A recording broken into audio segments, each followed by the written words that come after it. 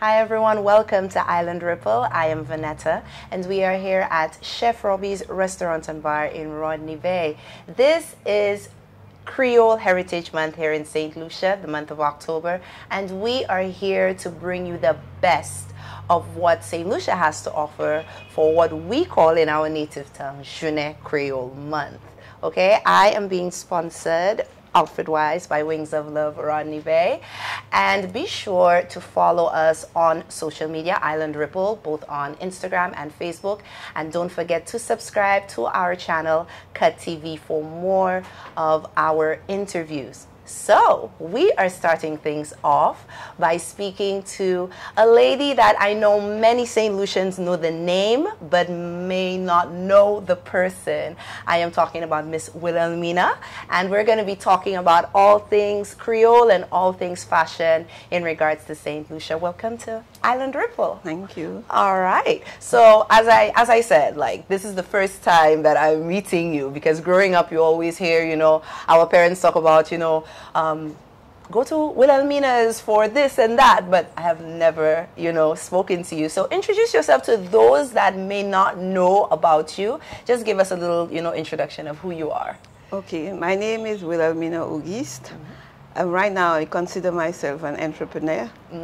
But having started in secretarial with the civil service, I found that was a bit boring. It wasn't for me. So I decided I'm going to go into accounting. I got my O-level accounting. I started doing accounting courses, and I landed a big job with a Commonwealth company called Commonwealth Development Corporation. After 5 years, the accounting got boring. Boring, yes. I mean, it's the same thing, ledger accounts, payroll. I mean, it was getting to me. I remembered sewing has always been my hobby. I decided to go into that. And that's where I've been for the past 35, 36 years. Wow. And it is so exciting. I mean, there is always something to create. There is always a challenge. There is, I mean, I think that's where I'll stay, you know. But on the side, I do my guest housing and rentals and other things. But sewing, manufacturing is my main thing. Wonderful. So you would call yourself, I would call you a serial entrepreneur, because you seem to be doing so many different things. But of course, St. Lucia knows you for your sewing. With my sewing, and I would also say, I would like to put fashion designer next to you, because I think as well there are different... Because I do a lot of that as well, because I know, you know, with seamstresses, you know, people always have the ideas of outfits, and they want to come and say, could you do this for me? And of course, I'm sure that offers a challenge. So give us a little synopsis of how it has been your journey in that which was once your hobby, now something that you enjoy doing. Okay, before I went into sewing with fabric, I used to do knitted garments. I had a company called St. Lucia Knitwear. And I used to do knitted garments. I used to export even to Barbados, Antigua, those places. But you know, fashion goes in a circle. So after a while, the demand for the knitting and crochet which was dwindling. So I decided, okay, I'm going to go into the fabric aspect of it. And I started that. I got some machines.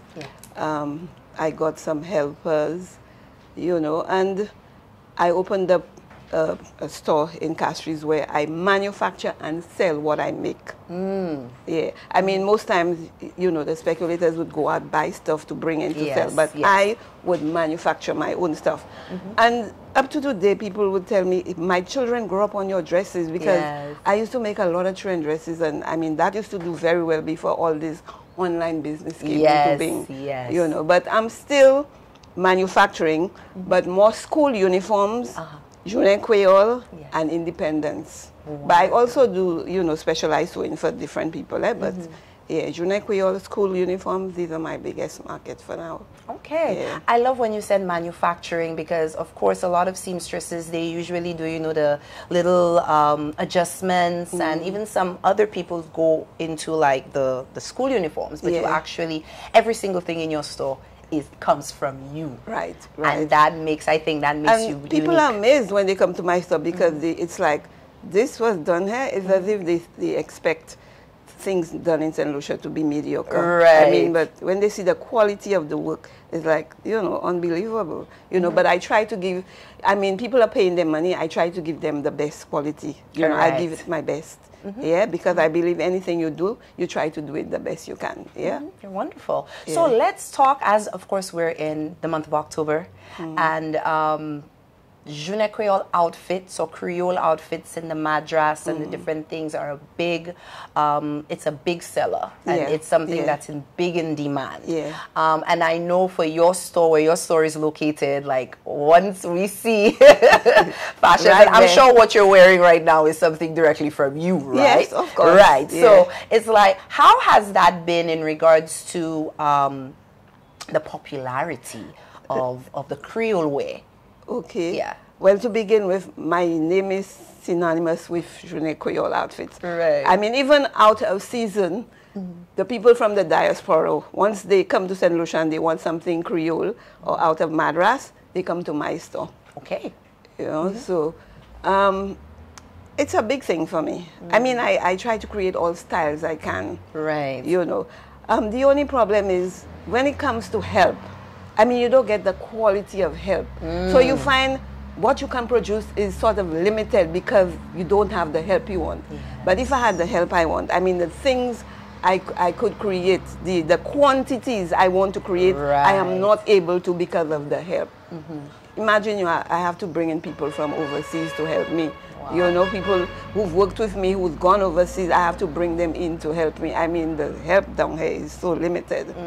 You know, but you try your best. I've been trying my best, and I'm doing okay. I mean, I'm doing okay. I cannot complain. Oh, wonderful. Yeah. So, is it that you do Creole wear for everyone, be it children, only adults? What's your your span? For the store, I manufacture children outfits because I know the school requires them to wear that the Friday before. The adults have been coming, you only creating for children, so this is going big. The adults is going big. The men, I'm making shirts for them, different styles. The boys, I mean, I'm doing for everybody. Babies, I mean, you should see the pictures, the things I make, and the people send me the pictures when they put the outfit on the children. I mean, they send me that. I mean, it's really amazing.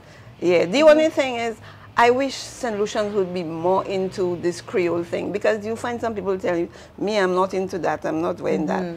But I wish they would get a little more like Dominica.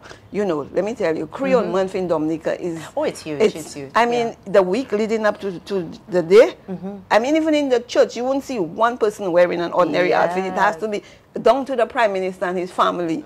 You know, I wish St. Lucians would get more like that. Be more patriotic, be in the thing. I mean, I hate to have people say, me, I'm not into that. I mean, come on. It's just for a time. So, because that was where my next question was going. What is your opinion on the Creole culture, and for us in St. Lucia, how we are embracing it? And you just started to talk about it in regards to it's kind of in a dying state. I wouldn't say that it's in a dying state. It's getting there, but little by little, too slow, if you ask me. Right, yeah, I just think people are they're not catching on enough. You know, they're coming on slowly, but I mean, we should have been further, when it comes to culture, we should have been further into, I mean, the garment you wear should tell a lot. Correct. You know, when the outfit for the occasion, that, you know, it means, you know, you are into it. I mean, like on a Friday, the offices, you know, the businesses, they're supposed to wear, but you barely see anybody wearing. You know, it's only on the day of the Creole Day itself you would see people wearing all nice different outfits. But the Friday where they actually call it dress, the day you're supposed to dress, on Friday, I just find me not seeing enough of that. You know, the people should get more into it. You know. So another thing that, you know, people seem to be like debating about is the actual cloth from the Madras compared to the dashiki, and because when you go through like pictures of people wearing Creole, some people will wear the African cloth, some people will wear like the dashiki, and some people will wear that. And the thing is, dashiki and African is not Creole. So what is your opinion on that? You can use the Madras to create a dashiki, you know. I mean, you do it. I mean, it's style. Right. You can use the madras to do the dashiki as well. And some people tell you Creole is flowers. Some people wear flowers, that's okay. You know, but people have their choices. They mix it with the African, all that's fashion. But the madras is more dominant. Yeah. I mean, the madras is more dominant. You'll find, you know, differences where people don't want to wear that. You know, it's okay. It's based on people's opinion and stuff. Okay. Yeah. Alrighty. So just like we're inching a little away from Creole, and let's talk about business and entrepreneurship, because you have been involved in business, as you said, for the past 35 years. Yes. In regards to fashion, in regards to the type of business you're in. Yeah. If there is, because I know there are young people that really like fashion, but they're not necessarily going in the traditional sense of things. Okay. What would you say, or what encouragement or what advice would you give a young person who is, you know, they're a seamstress, or they're designing and they want to make clothes? What kind of advice would you give them, even as an entrepreneur? I would call you a business person at this point. Yeah, let me tell you. What would be your advice to them there? Because of, you know, the school system where, okay, in secondary school they ask you to do a piece of garment, you do it for CXC, and then after CXC that dies out. Yes. Now they're going into this TVET. They have 4 schools turning into TVET schools. That will help things along. But make no mistake, sewing has a lot of money in it. Trust me. Okay. It is a viable You industry. heard it here, people. Sewing has a lot of money. It's a viable industry. Yes, Let me tell you, you see right now when it's school season, I mean, you get people running around like fowls without head because they don't know where to get uniforms. They don't know. And some people who are late, they get their money late. It's like, oh my God. You know, all seamstresses are turning them down because we don't have enough seamstresses. You can be a fashion designer and still sew. You don't, okay, if you cannot sew, you get somebody to sew the design for you. Yes. But let me tell you, it's an industry that is not going to go anywhere. It's going to be there. It's there to stay. Yeah. And it has money in it. Yeah, school, when it's school season, I mean, it's a big thing. Then you have Jeune Creole right on the heels of that. Yeah. We have independence.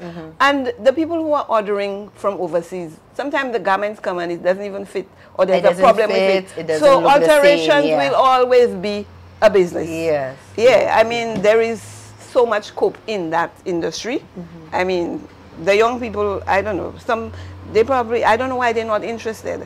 But I think with this TVET thing coming on stream, it will get them at an earlier age, and then they will, you know, because right now I mean, what they're doing at the schools at CXC, and it's not helping. It's not helping, yeah. TVET, I hope TVET can make a difference, because for people like me and my colleagues in the industry, it's like pulling teeth to get workers, you know, and this is frustrating. I can imagine. You know, So to wrap things up, Ms. Whilhelmina, what can we expect from your shop? What can we expect from you? Oh my God. Especially for the month of October. I mean, I'm excited. I am definitely going to be coming down to your shop to see if I can choose something for Jeune Creole. So what can the people expect?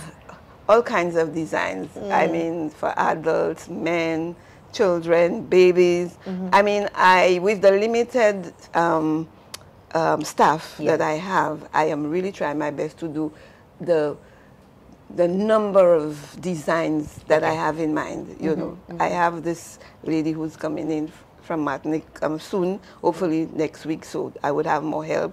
Yes, you know. So all right. I really plan to do some really fantastic designs. We are excited. And where I am located on Yes, Brazil let them Street, know. Let the people know. Let me tell you, it's a two-way street, and whichever way you're traveling, you come is that store. Right. So Brazil Street, and the sign is big and bold. You cannot miss. And we are already, you know, dressed for Jeune Creole, so. You know, people pass and say, hey, Jeune Creole stuff is out already. Yes. You have to be early. You cannot wait a week before. Exactly. You know, you have to be early. Well, thank you so much, Ms. Whilhelmina, for joining us here on Island Ripple and getting us excited about Creole Day and Jeune Creole. Right, so be sure to check out Whilhelmina's on Brazil Street. Ladies and gentlemen, do not be late for your Creole outfits. So this has been Island Ripple. Be sure to follow us on all of our social media platforms and to subscribe to our YouTube channel, Cut TV. We will see you next time.